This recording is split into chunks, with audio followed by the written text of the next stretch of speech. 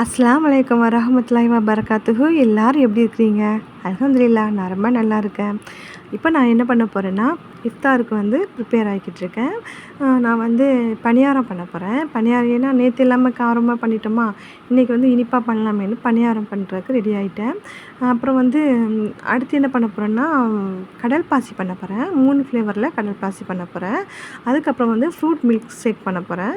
இப்போ நான் இந்த வீடியோ எல்லாமே வந்து ஷார்ட் வீடியோவில் அப்லோட் பண்ணிட்டேன். ஏன்னா எல்லாருமே வந்து ஷார்ட் வீடியோ தான் ஈஸியாக பார்க்குறாங்க. லாங் வீடியோ பார்க்குறதுக்கு கொஞ்சம் டைம் எடுக்கும்னு சொல்லிட்டு லாங் வீடியோ வந்து ஸ்கிப் பண்ணிடுறாங்க. அதனால் ஷார்ட் வீடியோவில் தான் நான் எல்லா விவரமும் பண்ணி போட்டிருக்கேன். இதில் அகெயின் நான் வந்து திரும்ப இந்த வீடியோவை லாங் வீடியோவாகவும் போட்டிருக்கேன். ஏன்னா இதில் தான் லாங் வீடியோவில் தான் வந்து நான் எப்படி பண்ணுறேன் அப்படிங்கிறது உங்களுக்கு எல்லாருமே தெரியும். நான் லாங் வீடியோ பார்க்குறவங்க லாங் வீடியோ பார்க்கட்டும், லாங் வீடியோவும் போட்டிருக்கிறேன். இப்போ நம்ம என்ன பண்ணுறோன்னா வந்து பணியாரத்துக்கு ரெடி பண்ணிகிட்ருக்கோம். எல்லாருமே வந்து அது பண்ணித்தாங்க. நோன்பு திறக்கிறதுக்கு முன்னாடி வந்து நம்ம இது சாப்பிட்ணும், அது சாப்பிட்ணும் அப்படின்னு சொல்லிட்டு ஒரு ஆவலாகவே இருக்கும். ஆனால் கண்டிப்பாக நோன்பு திறந்ததுக்கப்புறம் எதுவுமே சாப்பிட முடியாது நம்மளால. ஏன்னா வந்து அந்த பசி தாகம் எல்லாமே அடங்கிடும். அந்த 6:30 மணி 7 மணி ஆகும்போது அந்த பசி தாகம் நமக்கு எல்லாமே அடங்கிடும். நமக்கு அந்த நோன்பு வச்சுருக்கிறதும் அந்த துவா ஓதுறது, தொழுகிறது இப்படியே நமக்கு டைம் போயிடுமா.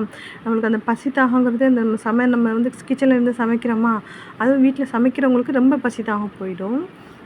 அப்படிதாங்க ஒவ்வொரு நாள் நான் சமைக்கிறதுல எல்லாமே மிச்சமாகிடுது. அப்படி தான் நான் என்னெல்லாம் வந்து இஃப்தாருக்கு ப்ரிப்பேர் பண்ணுறேனோ எல்லாமே அது மிச்சமாக தான் இருக்குது. வேஸ்ட்டாக இது. அதனால் வந்து இனிமேல் வந்து கொஞ்சம் குறைச்சிக்க பண்ணலாம் அப்படின்னு இருக்கிறேன்.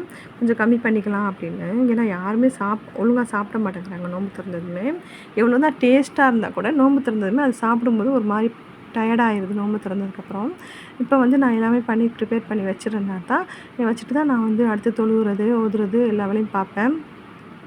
நம்ம ஈவினிங் வந்துட்டாலே வந்து எல்லாமே ஃப்ரீயாக இருக்கிற மாதிரி இருக்கணும். அதுக்காக நான் வந்து சமையல் வந்து நைட் சாப்பாடு சஹர் சாப்பாடுக்குள்ள குழம்பு எல்லாமே ரெடி பண்ணி வச்சதோடையே நான் வந்து இந்த மாதிரி நம்ம இஃப்தாருக்கு ரெடி ஆயிடுவேன். இஃப்தாருக்கு ரெடி பண்ணி எல்லாமே வச்சுட்டு தான் நான் வந்து அடுத்த வேலையை பார்ப்பேன். இல்லைன்னா நமக்கு வந்து ஒரு மாதிரி வேலை இருக்கிற மாதிரியே ஒரு ஃபீலாக இருக்கும். இப்போ நான் வந்து எல்லாமே முடிச்சுட்டேன். எல்லாத்தையும் முடிச்சுட்டு நான் வந்து தொழுது குர்ஆன் வந்து முடிக்கணும்ல. நம்ம வந்து எப்போவும் 27க்குள்ள நம்ம குர்ஆன் ஓதி முடிச்சிடணும். அப்போ தான் ஒரு திருப்தியாக இருக்கும். அதுக்காக நான் வந்து குர்ஆன் ஏன்னா இடையில வந்து நம்ம மந்த்லி ஒரு 3 டேஸ் 4 டேஸ் வந்து நம்மளால் வந்து நோன்பும் வைக்க முடியாது, குர்ஆனும் ஓத முடியாது. அதுக்காக நம்ம குர்ஆனை ஃபஸ்ட்டே முடிச்சிடலான்னு சொல்லிட்டு கொஞ்சம் கொஞ்சமாக ஓதிட்டுருக்கேன். அதுக்கே நமக்கு டைம் கரெக்டாக இருக்கும். அதுக்கடையில் இந்த பசங்க கேட்குறது எல்லாமே நம்ம செஞ்சு கொடுக்கணும். என்னமோ நோன்பு திறந்துட்டு அப்படியே சாப்பிட்ற மாதிரி தான் ஆவலாக கேட்பாங்க. எங்கள் ஹஸ்பண்டுமே அப்படி தான் அதை செய் இதை செய்ன்னு சொல்லிட்டு ஆட்பாட் பண்ணுவார். ஆனால் நோன்பு திறந்ததுக்கப்புறம் சாப்பிட வந்து கொஞ்சம் கொஞ்சம் தான் எல்லாத்துலேயுமே கொஞ்சம் கொஞ்சம் தான் சாப்பிடுவாங்க. மிச்சம் எல்லாமே அப்படி எப்படி இருக்கும். அதனால நான் என்ன பண்ணுறேன்னா எல்லாத்துலேயுமே கொஞ்சம் கொஞ்சமாக செஞ்சுக்கிடுறேன். இப்போ நான் வந்து பணியாரம் சுட்டு எடுத்துட்டேன். பணியாரம் சுட்டு எடுத்ததுமே வந்து கொஞ்சம் ப்ரெட்டு உடனே வந்து என் பாப்பா சொல்லிட்டாங்க, ப்ரெட்டும் பண்ணுங்கம்மா அப்படின்ட்டு. அன்றைக்கி மாதிரி சிக்கன் மசாலா வச்சு ப்ரெட் பண்ணுங்க அப்படின்னு. நான் சிக்கன் மசாலா ஆல்ரெடி ப்ரிப்பேர் பண்ணி வச்சுருக்கேன்.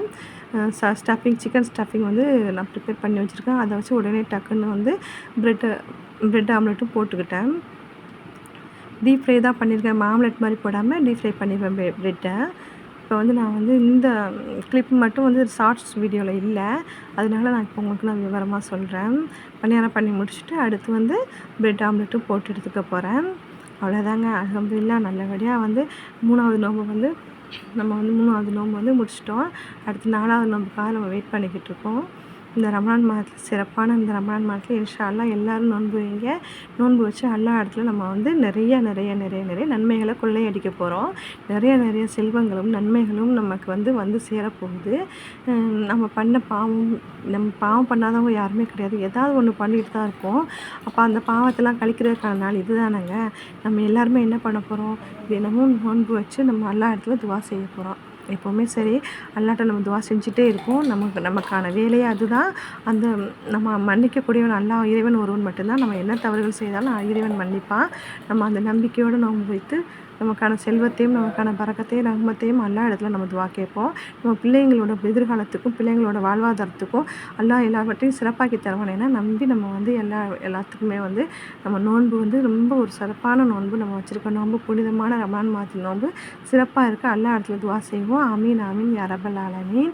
எல்லோரும் பார்த்துட்டு லைக் பண்ணுங்கள், சப்ஸ்கிரைப் பண்ணுங்கள். தேங்க்யூ.